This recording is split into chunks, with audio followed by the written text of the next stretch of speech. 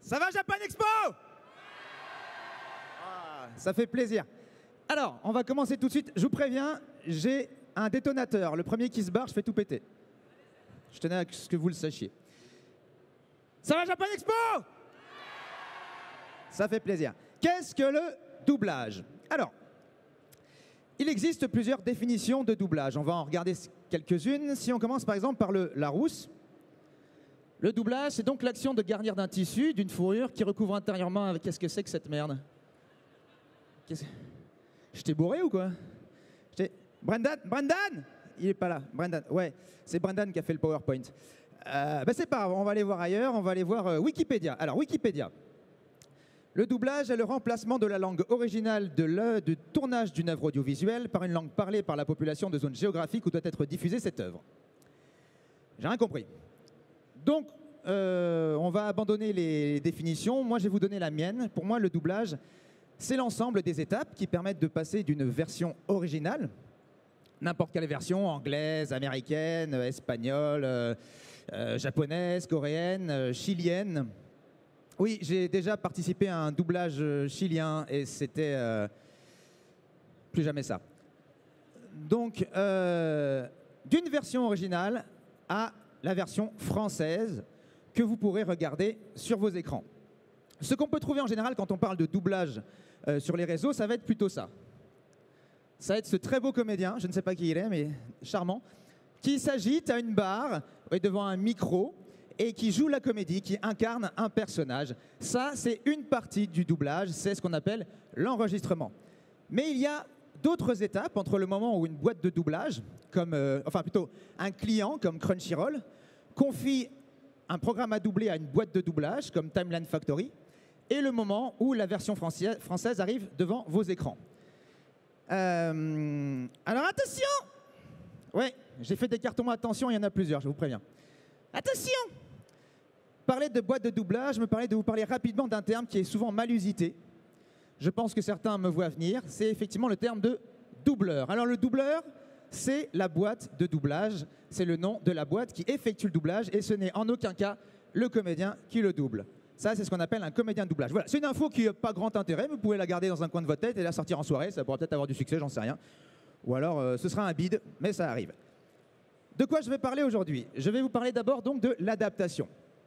L'adaptation, réalisée par un adaptateur ou un auteur, qui est en fait la création de la fameuse bande rythmo, que vous avez souvent vue dans des reportages, et qui est cette fameuse bande qui défile sous l'image et qui, lorsqu'elle est lue en place, c'est-à-dire que le texte est lu au fur et à mesure qu'il arrive sur la bande rouge, et si elle est bien écrite, nous permet, nous les comédiens, d'être synchro avec le mouvement des lèvres des personnages qu'on double. Ça, c'est la rythmo, l'auteur va devoir la créer. On parlera ensuite de la direction artistique et du rôle prépondérant du DA, ou directeur artistique, ou grand patron, ou Dieu, ou Jésus, ou il fait tout ce qu'il veut, c'est lui le chef. Le directeur artistique, donc, il sera en charge de tout le doublage. On parlera ensuite de l'enregistrement, dont je vous ai un peu parlé tout à l'heure. Dans l'enregistrement, c'est là où il y a l'interprétation du comédien qui entre en jeu. Je ne m'arrêterai pas sur l'interprétation dans cet exposé parce que ce n'est pas ce qui nous intéresse ici.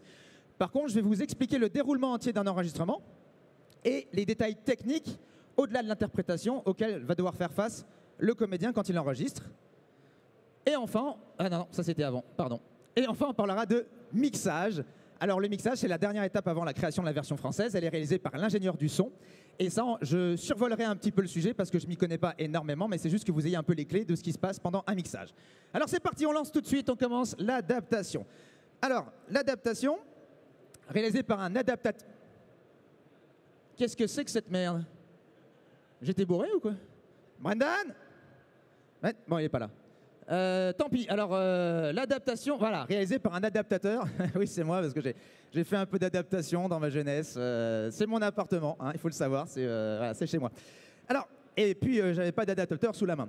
L'adaptation, donc, disais-je, l'adaptateur va être en charge de créer la bande rythmo.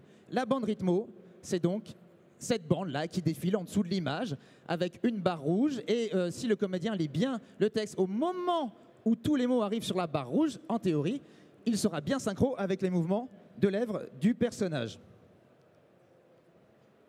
Voilà, je vous laisse profiter de Fairy Tail. Alors au début de l'adaptation, on va commencer par ce qu'on appelle la détection.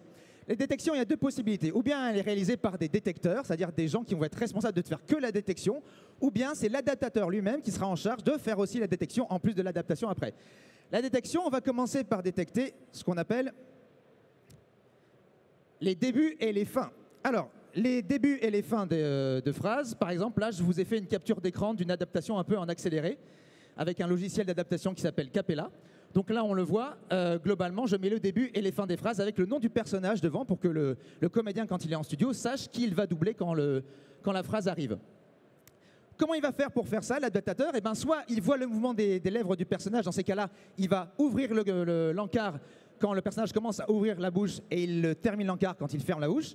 Si on ne voit pas la bouche du comédien, dans ces moments-là, il va utiliser ce qu'il entend en VO. Et donc, dès que le texte commence en VO, il ouvre l'encart. Dès que ça se termine, il ferme l'encart. Vous avez remarqué aussi qu'il y a plusieurs lignes. C'est parce qu'en général, on essaye de faire en sorte qu'il y ait un personnage par ligne pour pas que les comédiens soient perdus. Mais parfois, il y a plus de personnages que de lignes. Dans ces cas-là, il pourrait y avoir plusieurs personnages sur la même ligne. Et parfois même, un personnage pourra changer de ligne. C'est au comédien de faire très attention en studio à ce moment-là, de bien repérer son personnage. On va ensuite parler, il détectera les labiales et les semi-labiales. Alors les labiales, ce sont toutes les consonnes que j'ai mis là, les me, les be et les peu. Ce sont les consonnes qui commencent par une bouche fermée. Les semi-labiales, le terme n'est pas forcément exact, je ne suis pas certain, mais c'est ce que moi j'emploie et de toute façon c'est ma conférence, je fais ce que je veux. C'est les feux, les veux et les we, où la bouche est à demi fermée quand ça commence. Pourquoi on repère les labiales et les semi-labiales? C'est très important, c'est pour ajouter de la précision au doublage. Comme moi, je pense que quand vous regardez un programme qui a été doublé, c'est chouette de se rendre compte qu'au moment où le personnage a la bouche fermée ou qu'il ouvre la bouche, ben ça correspond vraiment à ça aussi en français. Et c'est grâce au repérage des labiales. On a fait attention à les repérer. Alors, un exemple pour des labiales, des fois c'est plutôt pratique. Des fois on tombe bien. Dans le cas de but en version anglaise, qui commence par une labiale, il se trouve qu'en français, sa traduction directe, c'est mais, commence aussi par une labiale, par un M. Mais des fois on est battu. Par exemple, l'expression by the way, oui j'ai fait un petit séjour en Angleterre. By the way, en anglais, donc, se traduit en général en français par au fait ou d'ailleurs, qui ne sont pas des labiales. Et là, on est battu. C'est là que l'adaptateur va faire son travail d'adaptation et va essayer de changer les mots dans la phrase, de changer l'ordre, de trouver d'autres mots pour faire en sorte que chaque fois qu'il y ait une labiale en anglais, il y a bien aussi une labiale en français. Alors attention! Oui, je vous dis, il y en aura beaucoup. Les labiales ne sont pas tout le temps, il n'est pas tout le temps nécessaire de les détecter.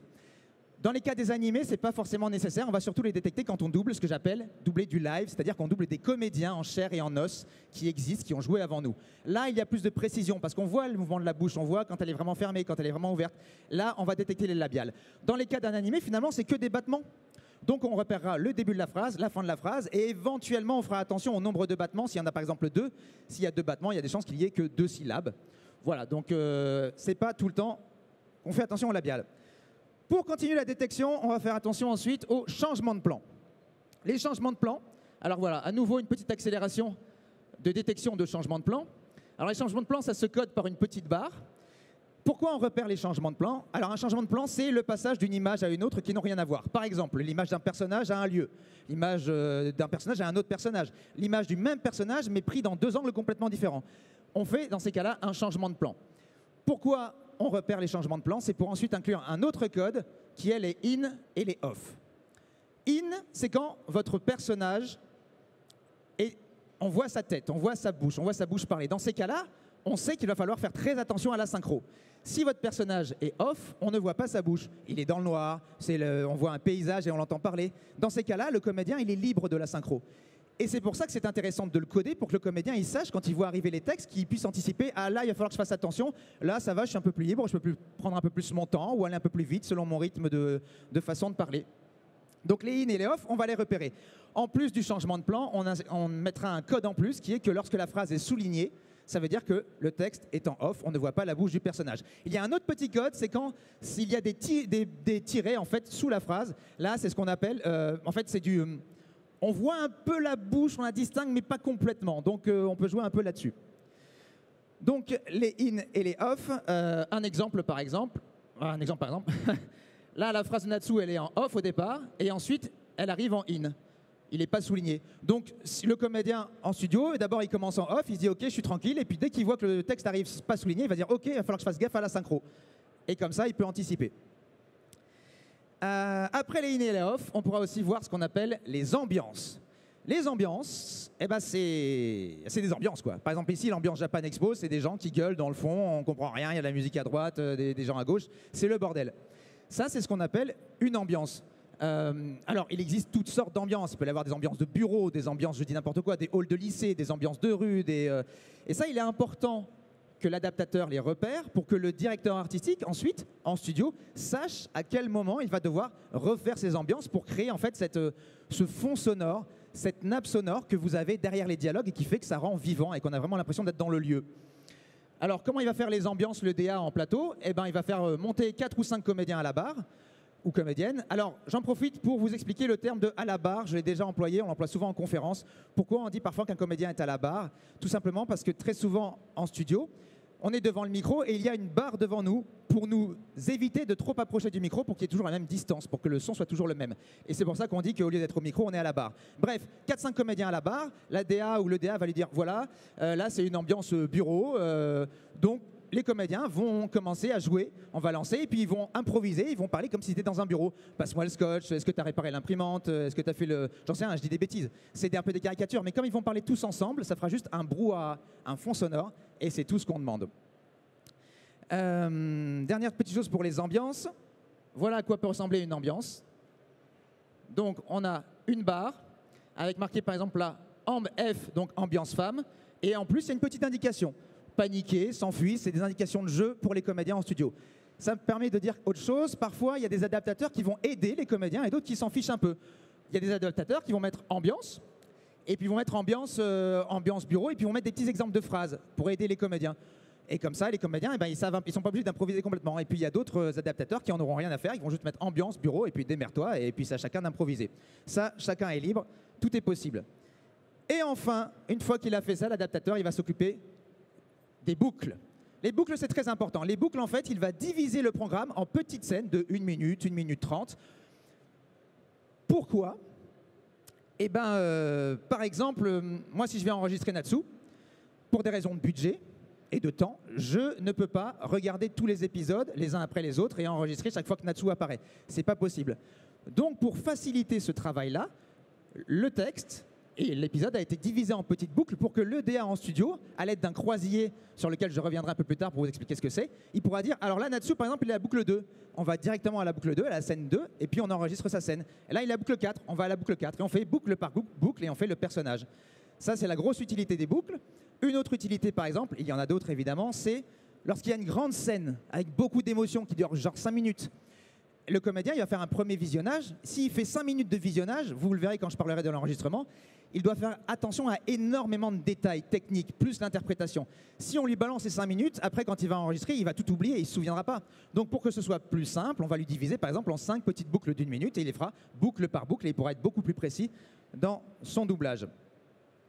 Alors pour créer la boucle, pour terminer, comment il va faire?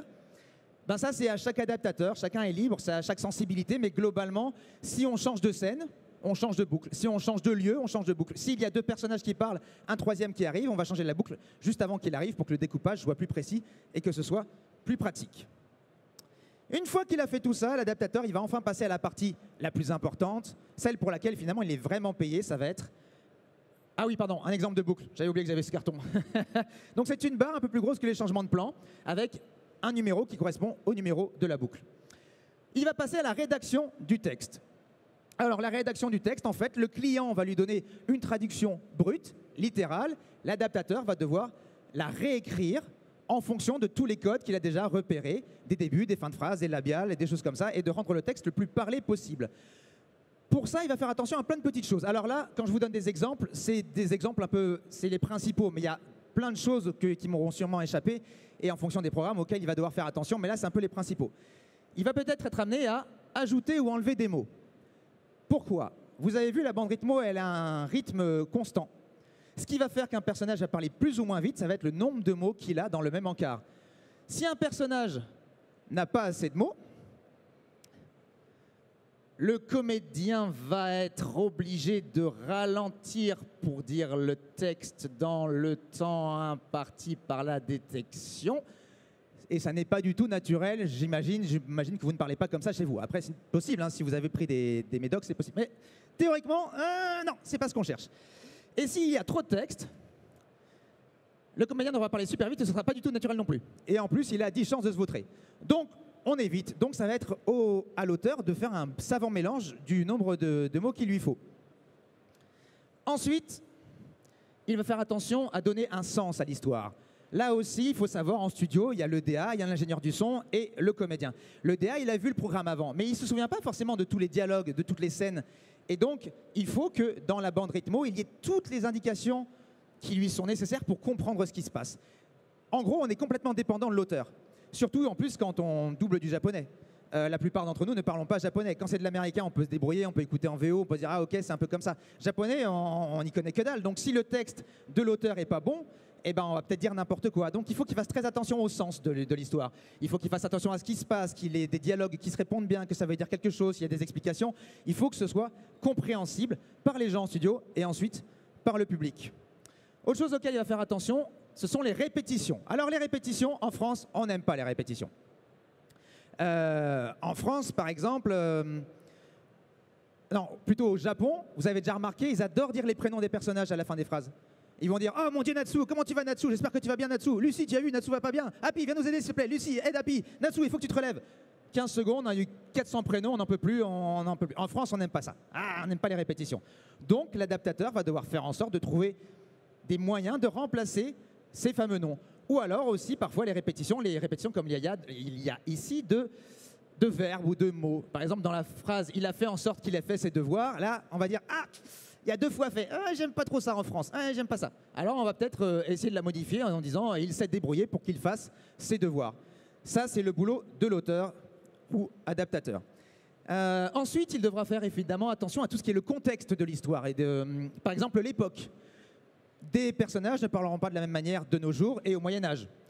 Ou encore, il devra faire attention au lexique qu'il va utiliser, il devra faire attention à leur façon de parler, peut-être à un langage plus soutenu, ça je ne sais pas, c'est à lui de voir. Et dans la même époque, des personnages de classes différentes ne parleront pas de la même manière. Un paysan ne parlera pas de la même manière qu'une personne de la cour. Donc là aussi, il va falloir qu'il imagine quel mot il peut lui faire dire. Et ça m'amène à quelque chose qu'on peut aussi jouer en studio pour faire ces différences de classe, par exemple. C'est une technique qui est très importante dans le doublage, qui s'appelle « Attention !» L'élision. L'élision, c'est une base du doublage. L'élision, qu'est-ce que c'est? C'est par exemple dans la phrase « Je vais voir Arnaud Laurent parce que je le kiffe », et c'est tout à votre honneur, eh ben, je peux faire des élisions, c'est-à-dire que je vais enlever les « e » entre les consonnes. Je vais dire « Je vais voir Arnaud Laurent parce que je le kiffe ». Vous avez vu ce que j'ai fait? Au lieu de « je vais », j'ai dit « je vais ». Au lieu de dire « je le », j'ai dit « je le ». C'est ce qui rend le langage plus parlé. Et donc ça, eh ben, par exemple, pour vous donner au Moyen-Âge, on peut s'amuser là-dessus. On va se dire que le paysan, théoriquement, il aura plus tendance à faire des élisions. Il dira « je vais voir Arnaud Laurent parce que je le kiffe ». Ça m'étonnerait qu'il y avait un Arnaud Laurent à l'époque, mais bon, on ne sait jamais. Et dans la cour, à l'inverse, on lui fera dire toutes les consonnes, un peu en poulet. « Je vais voir Arnaud Laurent parce que je le kiffe ». Voilà. Alors ça, c'est possible. Par contre, attention, les élisions, c'est en studio qu'on les fixe. L'adaptateur, il ne mettra pas J''LE. Il mettra toutes les consonnes, toutes les voyelles, et c'est en studio avec l'EDA et les comédiens qu'on décide est-ce qu'on fait des élisions ou pas. On revient à l'adaptateur. Il devra faire aussi attention aux termes techniques, les termes scientifiques. Par exemple, si c'est une série sur comme Grey's Anatomy, il faut qu'il fasse attention à toutes les correspondances entre les versions anglaises et les versions françaises, quand il y a des termes scientifiques, ou aussi quand il y a des univers particuliers, Star Wars, Star Trek, Le Seigneur des Anneaux, ils ont tous leur propre lexique, ils ont leur bestiaire, ils ont des noms de lieux particuliers, des noms de personnages particuliers. Ça, il faut aussi qu'ils les aient tous bien intégrés, qu'ils les aient tous bien mis, que ce soit très précis, très clair, et il sera même amené à nous marquer la prononciation de ces mots. Pour la prononciation, comment il va faire? Eh bien, par exemple, s'il y a marqué Natsu dans la bande rythmo, en dessous, entre parenthèses et en couleur, il mettra la prononciation. Il écrira N-A-T-S-O-U pour que le comédien sache qu'il ne faut pas dire Natsu, mais Natsu. Et ça se fait avec tous les mots possibles. Il fera attention aussi à l'âge et au style du personnage. Un personnage âgé ne parlera pas aussi vite qu'un personnage jeune. Et le style, de la même manière, un peu caricatural, mais un personnage de la rue, ou je dis des bêtises, de la banlieue, ne parlera pas de la même manière qu'un personnage du 16e. C'est des conneries ce que je dis, mais c'est pour vous montrer un peu un exemple. Mais attention, l'adaptateur, il brode, il romance, mais il n'invente rien. Tout ce qu'il va écrire, c'est basé sur la VO, sa traduction, ce que lui a dit le client et l'image. Il n'invente pas, il ne fait que romancer pour que ce soit plus crédible. Son but, c'est de faire en sorte que le texte, une fois lu par les comédiens, rende le programme le plus crédible possible. Dernière chose, très vite, à laquelle il va faire attention, ce sont les réacs, ou appelés aussi réactions. Les réacs, c'est tout ce qui n'est pas des phrases. Un petit florilège de réacs, que je vous sais, un petit montage. U. H. Gu, A. Oui, parce que quand il y a une barre, il faut la tenir le long de la réac. Il faut le temps qu'il y a la barre. O. O. Ah, on ne sait pas. Bref, vous l'avez compris. Alors évidemment, je rigole, en studio, on ne le joue pas comme ça, sauf si on est très mauvais. Et il y en a. Mais, le mec balance, je ne sais pas pourquoi. Non. En studio, ce qu'on va faire, c'est il y en a qui balancent déjà. On va faire gaffe, en fait. En studio, lors du premier visionnage, on va regarder l'image, on va écouter la VO, et en fonction des codes de réac qu'il y a, on va comprendre comment jouer la réac et la faire de façon la plus naturelle, telle qu'elle est en version originale. Alors après, en fonction des adaptateurs et des logiciels, et enfin plutôt de là où on enregistre, il y a plein de réacs possibles. Un petit exemple. On peut avoir des H, un seul H quand on inspire, deux H quand on expire, MH quand on inspire avec la bouche fermée, MHH quand on expire la bouche fermée. On peut avoir des U, des O, des A. Je rigole pas, des fois il y a des sniffs, des crunchs, des glous, des miams, des ouins. Alors évidemment qu'on ne va pas dire ouin ouin, évidemment que je ne vais pas faire sniff sniff, je ferai. Mais il n'en empêche que pour le comédien, quand il voit arriver ces codes, c'est clair, il sait ce qu'il va faire. Et ça, avec l'image et la VO, il sait comment jouer. Le fameux MTS, alors ça c'est, moi j'adore. C'est le truc qu'on adore. Vous l'avez sûrement vu souvent dans les séries américaines, avant de parler, le comédien il va faire des... Et il dit sa phrase. Ce fameux, c'est le MTS. Quand vous avez un MTS, vous faites... Et c'est chouette. Ah, moi j'adore les MTS. Oui, par exemple, HH avec une barre qui monte, on inspire. Une barre qui descend, on expire. Plein de H, on est en train de mourir. Je rigole, c'est pas vrai. Des réacs BO, des fois ils indiquent BO, bouche ouverte, BF, bouche fermée, DS, dents serrées. J'en ai pas d'autres. Ou parfois, il vous indique comment jouer aussi. Il vous donne une petite indication du jeu, de ce qui se passe, au cas où tu n'aurais pas vraiment compris ce qui se passait à l'écran. Et dans ces cas-là, il va vous mettre réac étonné, apeuré, triste. Donc ça, c'est des codes. En fait, le comédien, avec ces codes-là, il va devoir très vite comprendre lors du premier visionnage, choper les codes, à quoi ils correspondent en fonction de l'image et de la VO. Et comme ça, quand il les reverra arriver, il se souviendra de ce qu'il avait vu et de comment le jouer. Et là, c'est bon. L'adaptation, quand on a fait tout ça, elle est terminée. Elle est envoyée à la boîte de doublage qui sera utilisée dans le studio. Et on peut passer à une des parties qui intéresse le plus, qui est... Pas du tout, c'est après en fait. Alors, on va parler d'abord de la direction artistique et que vous connaissez peut-être un peu moins. Donc le directeur artistique, le DA, le grand patron, c'est lui qui fait tout, c'est lui qui dirige. Au départ, le client il va lui dire tiens par exemple je te confie Fairy Tail. Et puis il va lui donner quelques infos. Alors ça c'en est qu'un exemple, il va sûrement lui donner d'autres, mais il lui dira le nombre d'épisodes qu'il va devoir enregistrer. Il lui dira aussi le support, est-ce que ce sera sur Netflix, sur Crunchyroll, est-ce que ce sera au ciné ou à la télé, ce qui influera peut-être aussi sur le rythme d'enregistrement. Par exemple, si c'est sur Crunchyroll, des fois c'est ce qu'on appelle du simul-dub, c'est-à-dire qu'on va enregistrer un épisode par semaine pour suivre quasiment la version originale. Il lui donnera, très important, le budget. Alors ça, le budget, pourquoi? Parce que, contrairement au Japon, où on peut, globalement, ils ont des budgets, ils ont des gros budgets, on le sait, le doublage au Japon, c'est une institution. Eh ben, ils pourront quasiment avoir autant de comédiens que de personnages. En France, on n'a pas assez de budget pour ça, ou en tout cas, on ne veut pas en allouer assez. Et ben, du coup, des fois, on sera amené, un comédien devra faire plusieurs personnages. Et au départ, ce qui va jouer là-dessus, ben, c'est le client, il va dire, voilà, tu as tel budget. En fonction de ce budget, le DA, il va définir un nombre de comédiens qu'il va lui falloir pour enregistrer tous les personnages. Et c'est pour ça que parfois, vous avez l'impression qu'un comédien enregistre plusieurs personnages, parce qu'il est obligé, il est obligé de faire avec le budget qu'on lui a donné. Juste pour être sûr que je ne dis pas de conneries par rapport à ça. Ok, on est bon. Et enfin, on lui donnera les dates d'enregistrement et le nombre de jours d'enregistrement. Et il saura qu'au terme de ces dates, il faudra que toutes les voix aient été enregistrées. Alors le DA, on lui donne le programme et puis il va faire un premier visionnage. Il va visionner le programme. En général, c'est souvent en VO avec des sous-titres qu'on lui donne. Et là, il va attribuer les rôles.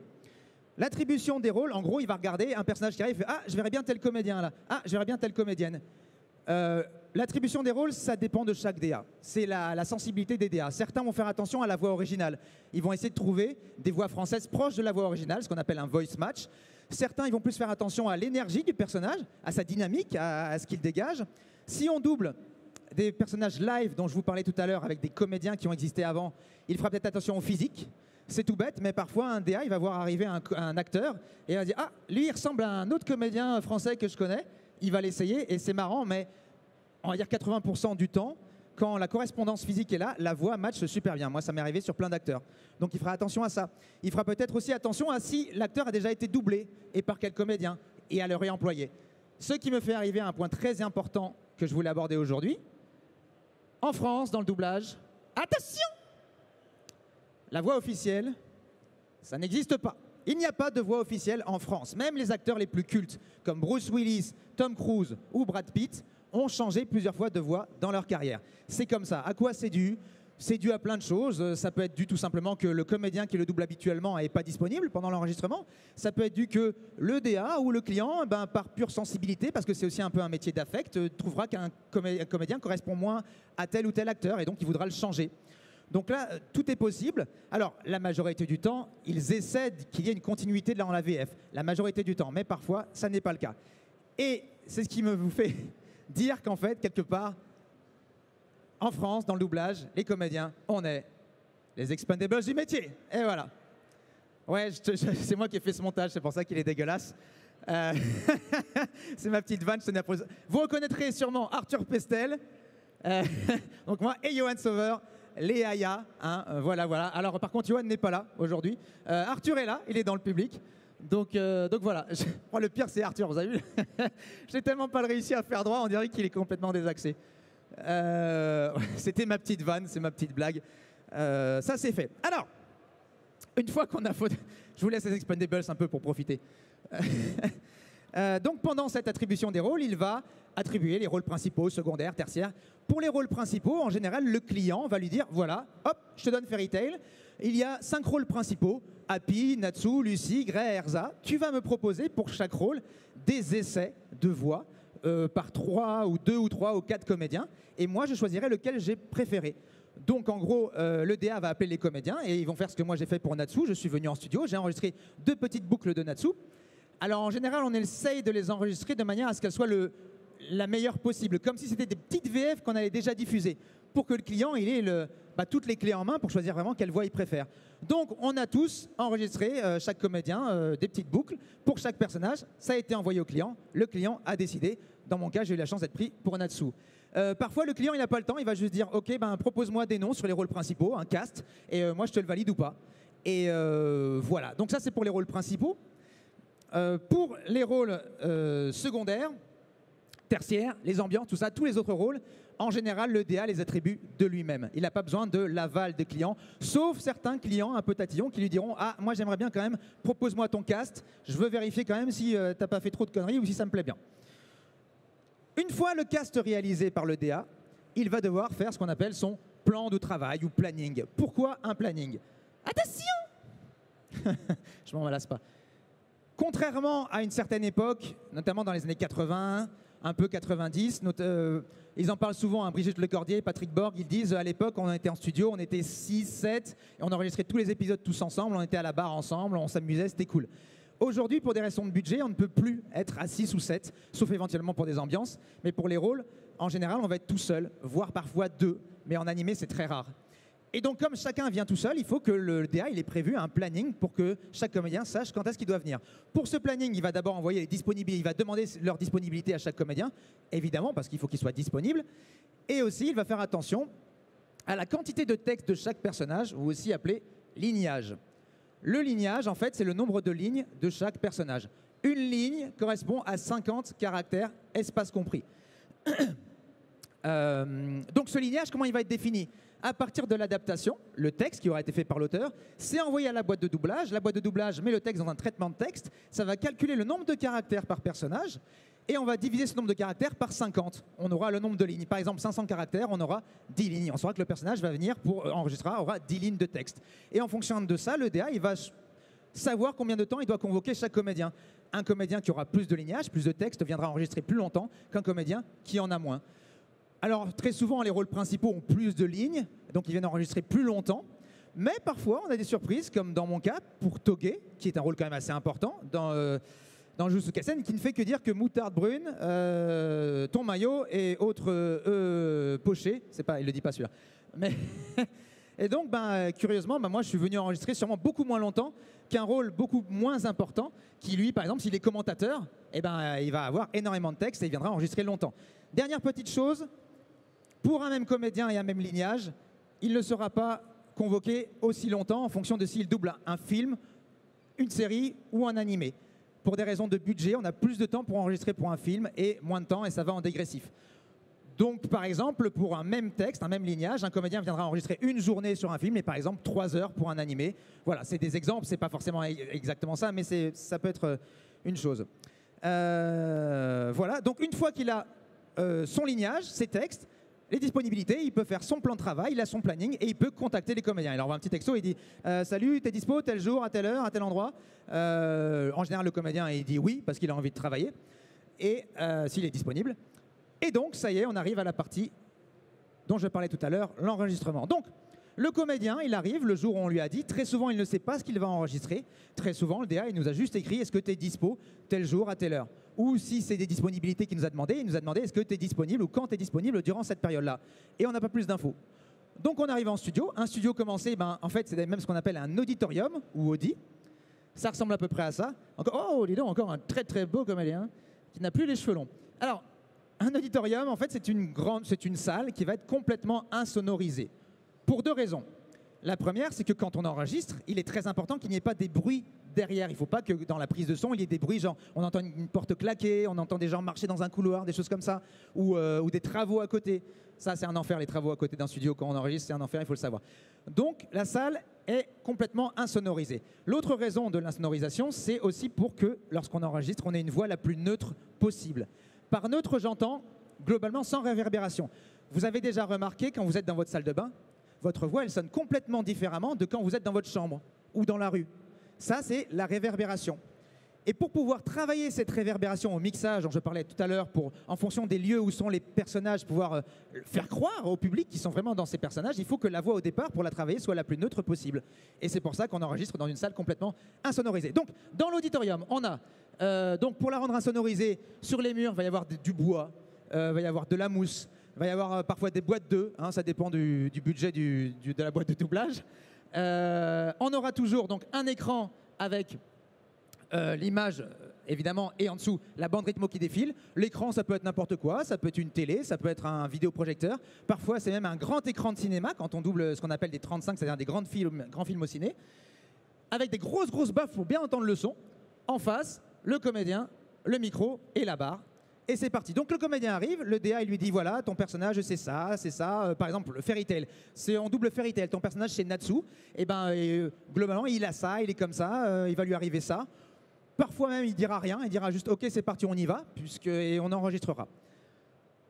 Donc c'est parti. Ah non, dernière chose, comment juste avant ça le DA donc va, je vous en parlais tout à l'heure, grâce aux boucles et au fameux croisillé. Qu'est-ce qu'un croisillé? C'est donc la répartition des rôles par boucle et timecode. Qu'est-ce que c'est qu'un timecode?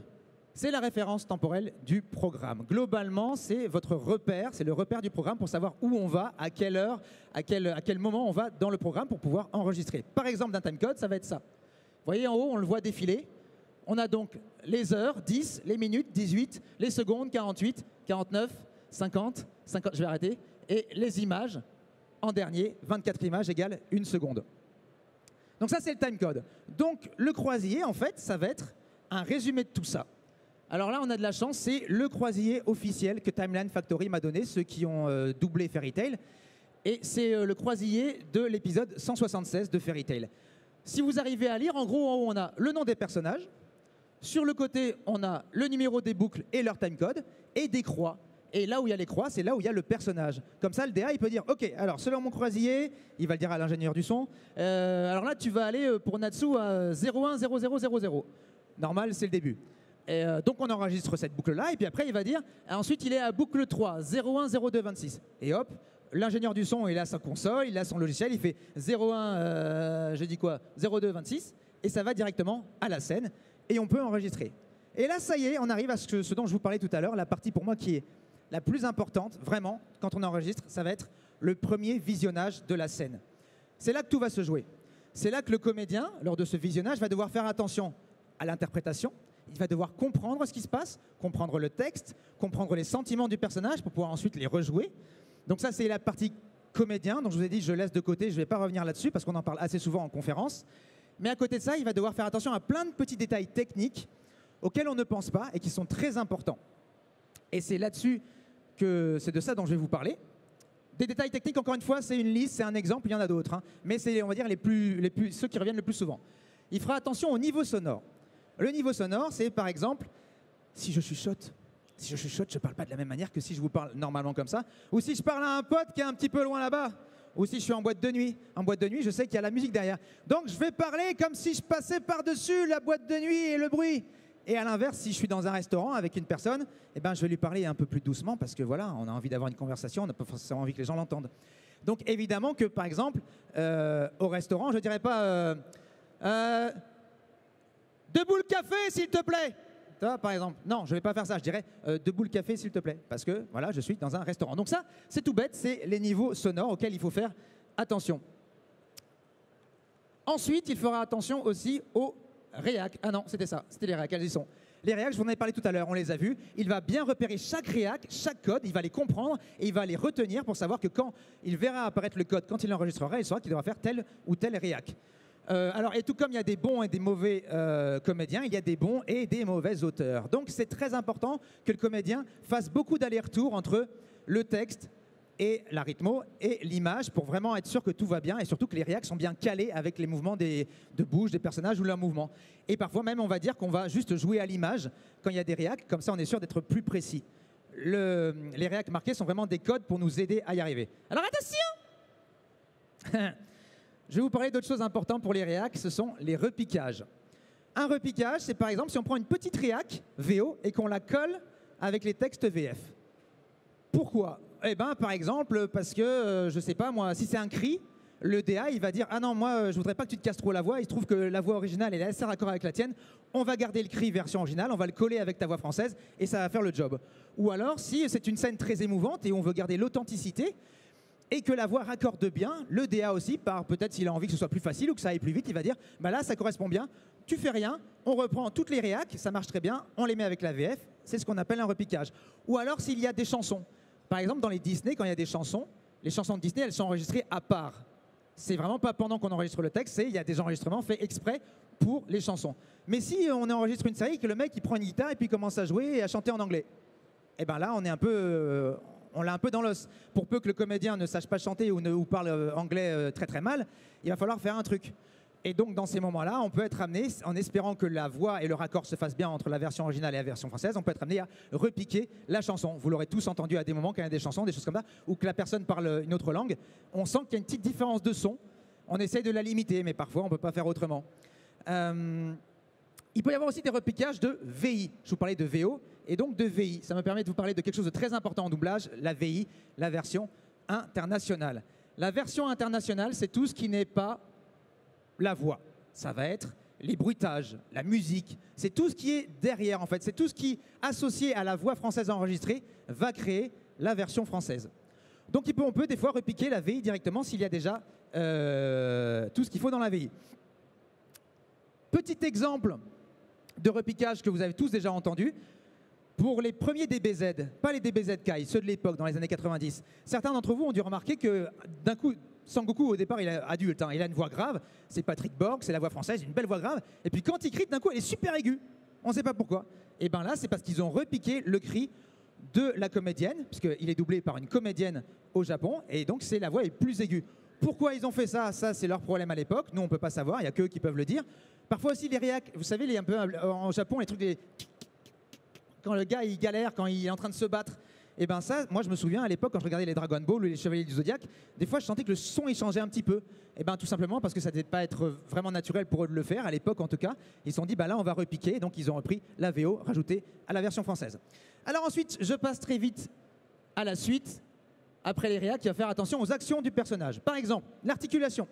Jeff Goldblum, quand il parle, il n'articule pas. Donc si on le double, on va doubler comme ça. Jim Carrey, il articule vachement. Donc quand tu vas le doubler, tu vas vachement articuler. Lost dans Sawyer, pour ceux qui ont vu Lost, il parle dans les dents. Un peu comme François Cluzet. Oh mon Dieu, je suis le parrain de ton fils, merde. Oui, je suis imitateur aussi. Et ben, d'ailleurs, il se trouve que François Cluzet double Sawyer. Non, c'est pas vrai, dans Lost.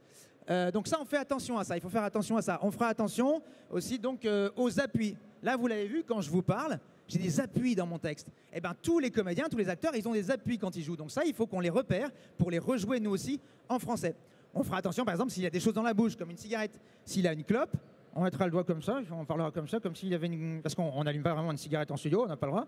Donc on mettra le doigt comme ça.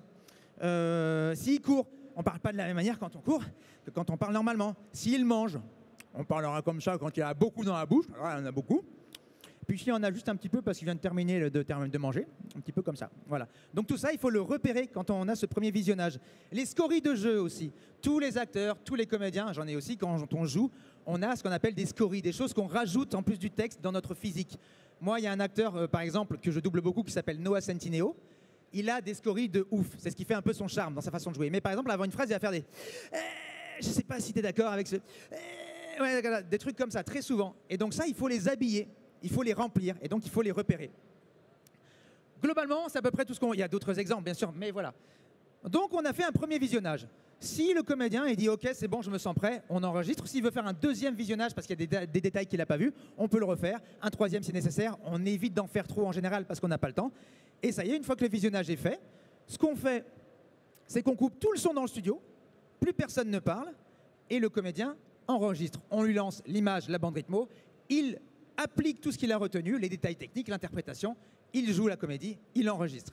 Une fois que l'enregistrement est terminé, cette voix française qui a été enregistrée est rajoutée à la VI dont je vous parlais. On a une petite version française d'une petite boucle, on l'écoute.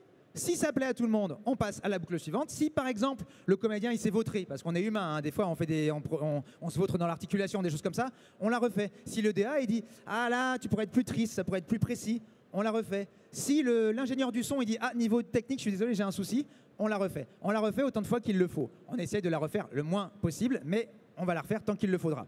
Et ça me permet de vous parler d'un autre personnage très important du doublage, l'ingénieur du son. L'ingénieur du son, il sera présent à deux moments, l'enregistrement et le mixage dont je vous parlerai après. Dans l'enregistrement, il va agir sur plusieurs choses. Par exemple, il va faire attention au niveau dont je vous parlais tout à l'heure. Un comédien dira peut-être « Ah, moi je l'ai joué comme ça parce que tu vois, il parle pas fort en VO. » Et l'ingénieur du son, il va dire « Oui, mais tu vois, derrière, il y a une grosse VI, il y a une grosse musique. Lui, il parle pas fort parce qu'il a ce qu'on appelle un micro-cravate. Et donc, il faut que tu triches un peu, que tu parles un peu plus fort pour que ce soit plus crédible en français. » Il vérifiera aussi la saturation. Qu'est-ce que c'est que la saturation? Qu'est-ce que c'est qu'un son saturé? C'est ça. Hurlement du dragon de feu! C'est dégueulasse. Vous l'avez remarqué, ça frotte, on n'aime pas, c'est pas agréable, c'est pas le but d'un doublage d'avoir des sons comme cela. Donc, il va faire attention à ça, à éviter que ça sature. Comment on peut arriver à saturer? Par exemple, s'il n'a pas assez bien joué sur son gain. Je vous parle rapidement du gain. Qu'est-ce que c'est? Vous l'avez vu tout à l'heure. On a une barre, le comédien. On a un micro. Le micro est statique. Ce qui va faire qu'on a l'impression que le micro s'approche ou s'éloigne, ça va être l'ingénieur du son qui va ouvrir ou fermer son gain. S'il ouvre son gain, c'est comme si le micro se rapprochait pour nous choper quand on parle doucement, quand on chuchote par exemple. Et s'il sait qu'on va crier, au contraire, il va fermer le gain, éloigner le micro quelque part et on pourra crier. Si le comédien se met à crier alors que l'autre a mal réglé son gain, ça peut faire une saturation. L'ingénieur du son, il nous aidera sur la synchro. On vient d'enregistrer une scène, elle est super bien, mais il y a une phrase, commence un peu trop tôt, elle termine un peu trop tôt par rapport à la saturation, à la synchronisation. Il pourra la déplacer grâce au logiciel. Il pourra aussi faire attention à ce qu'on appelle les drops. Une grande scène, je viens de la doubler, c'est génial, on est tous contents, l'interprétation est nickel, mais il y a une phrase où il y a un truc qui ne va pas. Et là derrière, il fait « Ah non, c'est con, on a tout ce qu'il faut, on ne va pas la refaire, on ne va pas tout refaire. » Et donc, on va... ce qu'on appelle, l'ingénieur du son va me dropper. Je vais commencer à jouer. Au moment où il y a la phrase, il va enregistrer. Quand j'ai terminé la phrase à enregistrer, il va sortir. Et cette phrase réenregistrée va être rajoutée à toutes les autres phrases qui étaient déjà bonnes. Et on a ainsi la magie du doublage, comme si j'avais tout enregistré d'un coup. Ça, c'est ce qu'on appelle le drop. Bref, l'ingénieur du son va être amené à faire plein de choses à ce moment-là. Quand tout le monde est content, l'ingénieur du son, le DA, le comédien, on passe à la boucle suivante, puis la suivante, puis la suivante, et on enregistre jusqu'à la fin de la journée. Quand on a tout enregistré, c'est envoyé à l'ingénieur du son, justement, pour le mixage. Les voix françaises sont envoyées au mixage. Alors, l'ingénieur du son, Et le mixage, deux possibilités, soit c'est fait par un ingé son qui était déjà sur l'enregistrement, et dans ces cas-là, il sait un peu plus de quoi il parle, il se souvient de là où il y a eu des problèmes, il se souvient de la vision du directeur artistique, et c'est un avantage, soit c'est un ingé son qui n'a rien à voir, et il va devoir faire avec ce qu'on lui donne. L'ingé son, il va travailler comme pour l'enregistrement dans un auditorium, complètement insonorisé, avec deux grosses baffles, pour bien entendre le son, le logiciel en face de lui, un logiciel donc de montage son, en général c'est souvent Pro Tools ou un autre. Moi là c'est Logic Pro, c'est pas le même, mais c'est pour que vous ayez une idée de ce qu'il a. Le matériel qu'il a, globalement, il aura donc une piste avec la VO, une piste avec la VI, une piste avec chaque comédien et chaque personnage, et une ou deux pistes d'ambiance. Avec tout ça, il va faire, donc je vais rapidement vous expliquer ce qu'il va regarder. Il va regarder donc d'abord pendant 2 à 4 heures, pour un épisode de 23 minutes, la synchro. Donc il va essayer de rattraper si par hasard on a fait des erreurs de synchro en studio. Il va déplacer un petit peu les textes, il va faire ce qu'on appelle le time stretch. Le time stretch, c'est-à-dire qu'il va étirer ou compresser un peu une phrase pour qu'elle rentre vraiment dans la synchro. Pour un exemple de time stretch, pour que vous compreniez ce que c'est, s'il étire complètement, eh bien dans ces cas-là, ça va faire une grosse voix grave. S'il comprime, ça va faire une petite voix aiguë comme un chipmunk. C'est ça le time stretch. Il va très vite, je vais continuer parce qu'on me dit que je suis trop long. Vérifier donc le volume des voix, il va homogénéiser tout ça, il va travailler sur les voix grâce aux EQ, il va ajouter les réverbérations dont je vous parlais tout à l'heure, les échos, tout ça, ça va durer entre 3h et 3h30, et enfin il vérifiera la norme. La norme, c'est les normes en fait, c'est-à-dire qu'il prendra le son le plus haut de l'épisode, le son le plus bas, il fera une moyenne, et cette moyenne doit être dans les normes de chaque pays. En France, on a une certaine norme. Pourquoi? Pour que quand vous regardez à la télévision, vous n'ayez pas à toujours changer le son entre chaque programme, pour que ce soit toujours à peu près au même niveau. C'est à ça que va servir la norme. Donc ça y est, une fois qu'il a fait tout ça, ça dure voilà, une demi-heure, 1 heure pour la fin, tout est enregistré, mixé, c'est envoyé au client. Si ça plaît au client, c'est diffusé en version française. Si ça ne plaît pas au client, le client renvoie en disant « je voudrais changer cette phrase ». Et donc on reconvoque le comédien qui réenregistre la phrase, qu'on appelle une ou un retake, ça dépend des studios, chaque personne n'est jamais d'accord. Et on réenregistre la phrase qui est réajoutée au mixage, qui est réenvoyée au client. Et si le client est content, on a notre version française. Alors, je n'ai pas complètement terminé. Là, je vous ai fait donc beaucoup de techniques, j'ai beaucoup parlé. Mais pour que vous ayez une petite idée de ce que ça donne maintenant en application, je vais vous faire un petit doublage en direct. Alors, c'est parti. De saumon. C'est tout, merci beaucoup à moi. Je rigole. Non, mais non, c'était une blague. non, je vais vous faire autre chose. C'était une blague qui m'a été suggérée par une amie. Non, voilà, je vais vous faire une vraie démonstration. Bah mince alors, je sais pas pourquoi, mais je m'amuse comme un petit fou. Comment m'y prendre pour te faire souffrir? Quel est le meilleur moyen de détruire ta vie? Je pense plus qu'à ça tout le temps, depuis ce fameux jour. Rends-toi compte, j'en arrivais à me demander pourquoi j'existais. T'ignorais sûrement que j'allais voir Natsu jour après jour pour pleurer sur son épaule. J'ai longuement hésité. D'abord, j'avais prévu de démolir Soto, ton nouveau pantin, après qu'il ait atteint le sommet. Et puis, contre toute attente, il se trouve que t'as accédé à la place de numéro 1. C'était trop beau pour être vrai. Tu touchais ton rêve du doigt, j'ai eu envie de te rendre heureux. L'horreur quand t'as failli crever à Kyushu, j'ai flippé comme jamais. C'est moi qui ai contacté Ending et le serviteur astral. Je les ai manipulés pour qu'ils s'en prennent à toi. Mine de rien, j'ai senti que ton titre de numéro 1 commençait à te peser, hein? Le soutien du public face à toutes ces épreuves t'a mis du baume au cœur?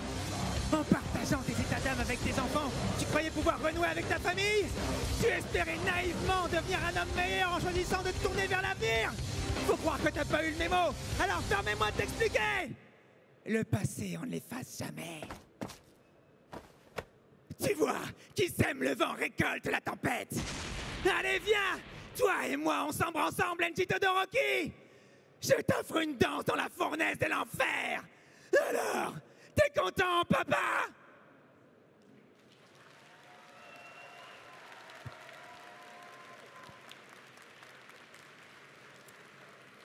Merci beaucoup à tous. Avant de terminer rapidement, des remerciements rapides. Merci Japan Expo, merci Thomas et Jean-François pour leur soutien et leur confiance. Merci Brendan qui a fait tous les PowerPoint. Alors je vais lui donner les éléments, mais c'est lui qui a fait. Il y avait 70 éléments dans le PowerPoint et il les a quand même fait. Donc merci infiniment Brendan. Merci Timeline Factory pour leurs conseils et le croisier qu'ils nous ont confié, qui est une exclusivité. Merci Guillaume Sablon pour m'avoir si bien expliqué le mixage. Merci Léa Marciano pour les images et les vidéos que vous avez vues au début. Et bien sûr, un immense merci à vous tous qui êtes venus voir quelque part cette première version de How to Make a VF. Merci beaucoup.